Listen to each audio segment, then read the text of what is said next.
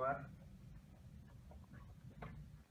We could, everybody open up to 397, get our lesson today. Now, Ms. Block, please share with us, what was the holding in this case? Not guilty. Not guilty, that's what you gathered from the materials last night in the reading? Yes. Okay, one moment.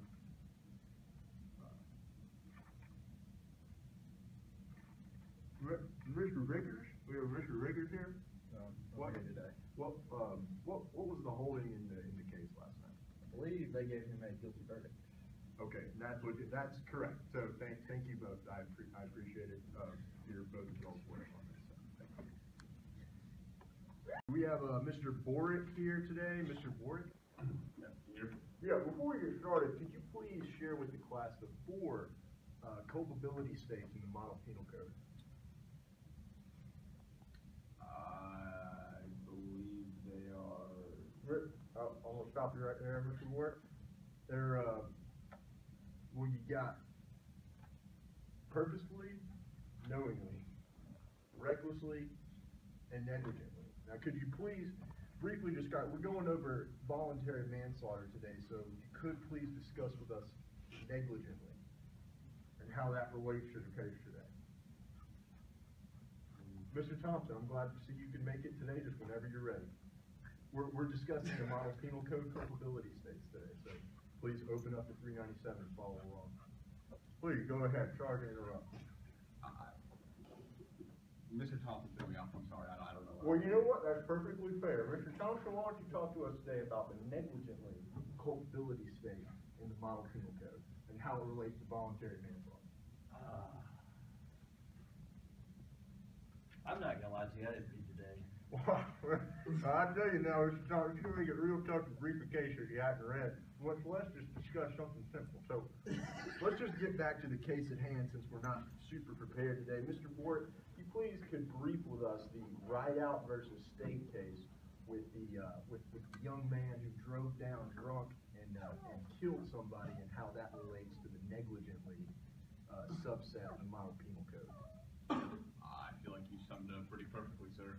Yeah, well, you know, that's why I get paid the big bucks, and you're sitting in the seat. So let's go ahead and move on. Hi, Dad. Mr. Vickers, how's your comfy couch doing? My comfy couch is good, thank you. Good. So today we're going to talk about battery. Purdue, what's the definition? Professor Evans, it is an intentional act that causes a harmful or offensive contact without... Is this battery? I would say so. It was a bit offensive. Okay. Yeah. Ms. Hollis, do you use your book? Yes. Are you sure? What do you mean? Well, what's battery? You know, Sheridan don't use that in the book. Was that battery? No. What was it? What do you mean, what was it? We haven't gone over that yet in class. Is this a Finji? Yes, I paid for that book. Okay. It's conversion. Ms. Purdue, we'll come back to you. Thank you. What's battery again? The intentional act that causes a harmful or offensive contact without consent or privilege. Y'all got to get better about this. My exam is not easy. You're going to want to get a margarita after you're done with this exam. So, Ms. Hollis, is that your book? Because I don't think it's used. It can't be yours. You don't use your book. Professor Evans, Sheridan don't ever use why our don't you book. say that? Should in your book. Okay. Why don't you read some cases, Tell Sheridan? us the definition of trespass to chattel. Professor Evans, we got some visitors here today. Oh, I love visitors. Okay. Well, that's great. We were going to move on to a false imprisonment. I thought we were doing intentional infliction of emotional distress. If I stand here and you can't leave, is this false imprisonment? I don't know. I'm just visiting for the day. I haven't Well, you can do it. You can do it. class. Just try.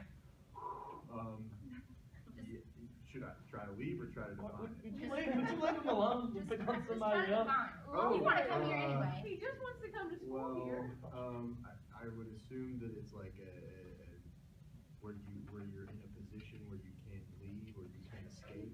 There's no reasonable means of escape, maybe? Or if there is. He doesn't know. He doesn't go to school I here. don't go to. He doesn't go. He doesn't. I'm only visiting. The Office of Admissions lady is waiting in the hall for me, so I feel really uncomfortable right now. Okay, that's fine. We'll move on to Ms. Scarborough. Is this false imprisonment? Can you get out? Yes, it's false. And when I add this, is there another tort that's added on? No, I would say so. Which one is that? Battery. Good, good. She's gonna do it. Oh my gosh, she's gonna get it.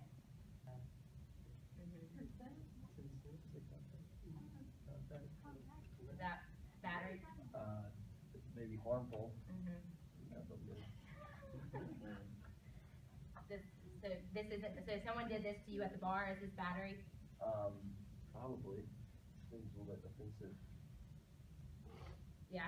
Yeah. Yeah, but people do this all the time. Yeah. You I gonna don't love really, I don't really go to the bar very much. You don't? You seem like a bar kind of guy. I heard you're ready for SBA. That wasn't me. No? That's twin. Oh, okay. Actually, no computers allowed. Actually, this goes on to our next topic, trespass channel. I'm taking this. You guys gotta memorize like that for your hand. Come on, we gotta get better at this. Does this offend you? Is this a problem? No. Well, what's your exam like? Well, it's gonna take about 6 hours, so you're not gonna finish it. And there's a lot of weed on the exam. A lot of what? Weed, marijuana, the one you smoke.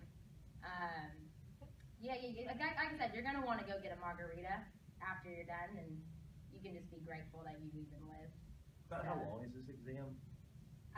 It's about 6 hours. How many pages? Oh, a solid 50. It's real easy read, real page turner. It's fun.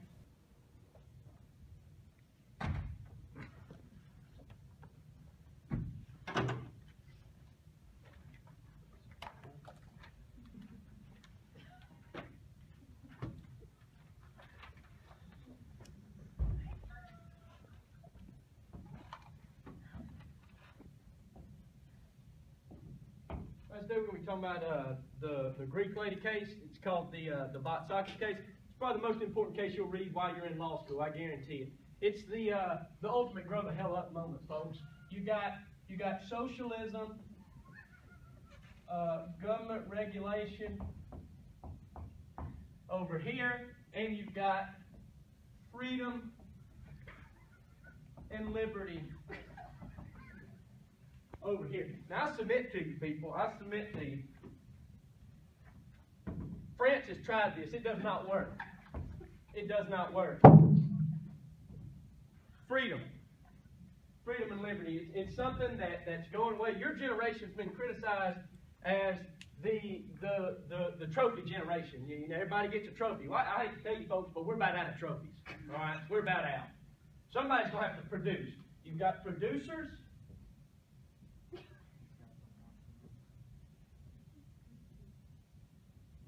And you've got complainers.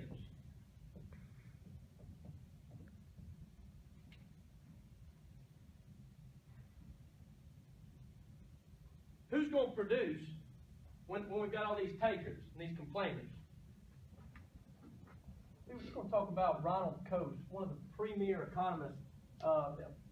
In addition to the handout I've handed out there by Thomas Sewell, the preeminent African-American economist, he tells you there, he's talking about price gouging. People say, oh, we're going to stop price gouging because that's bad. That's bad. People are getting hurt with price gouging. Well, I submit to you, folks, you want economics to solve the problem? Free market? Freedom of contract? Or we're going to have the government step in? Some judge in a robe with a self-ordained hammer. Is he going to make the rules? Freedom? Socialism.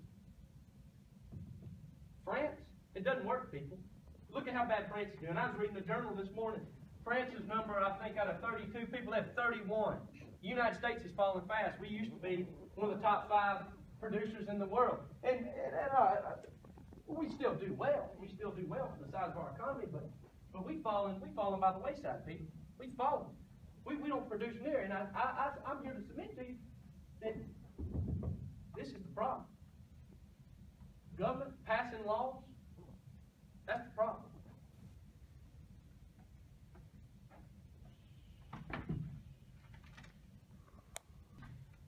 Now, before I begin, I will call on somebody and you will stand up for the entire class when I call on you. So,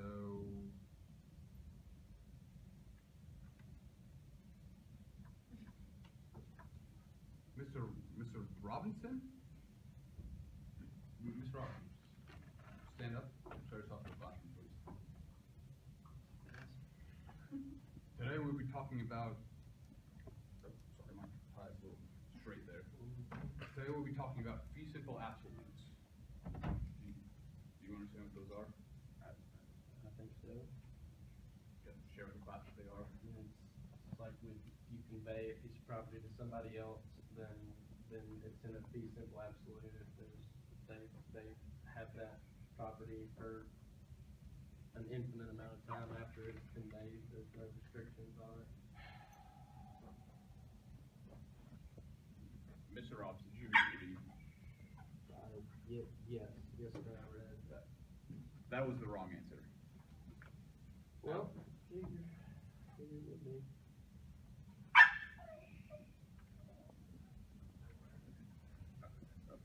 He said he wanted to make out. I'm not entirely sure.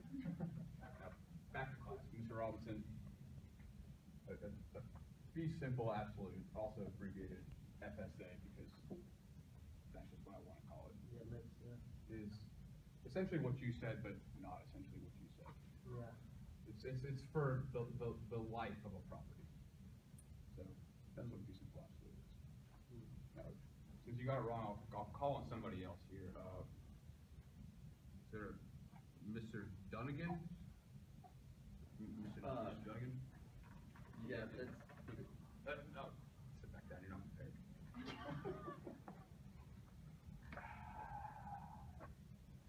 Mr. Robinson, can you explain a life estate to me?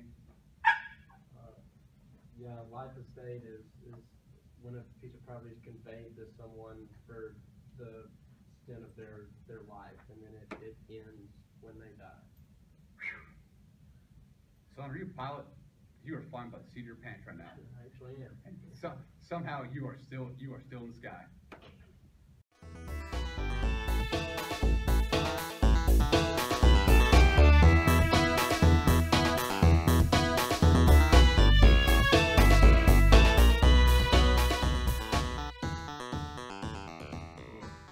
Why don't we have the Sorry, I had some bad chicken earlier. Joe Snow, Texas.